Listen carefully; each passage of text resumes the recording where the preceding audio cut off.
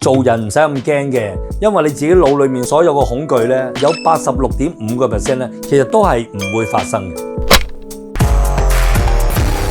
我哋大部分嘅人咧，都會有好多唔同嘅信念嘅，喺信念裏面，我哋會覺得咁樣唔得啦，見到別人失敗，我覺得我自己都會失敗啦。但係大部分嘅人咧，都會咁樣就活喺自己嘅思想裏面嘅恐懼。我曾經好多集裏面都講過好多次，你係你自己嘅思想所造成嘅人嚟嘅，你點樣諗，你就會成為咩人。生命裏面，如果你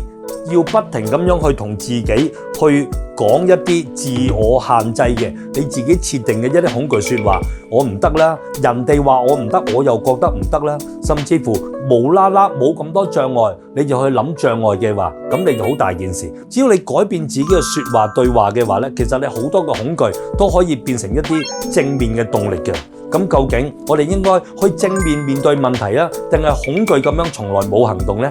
大家一齊喺討論區裏面去商討下，究竟正面嘅動力同恐懼嘅行為係點樣產生嘅呢？好片記得俾朋友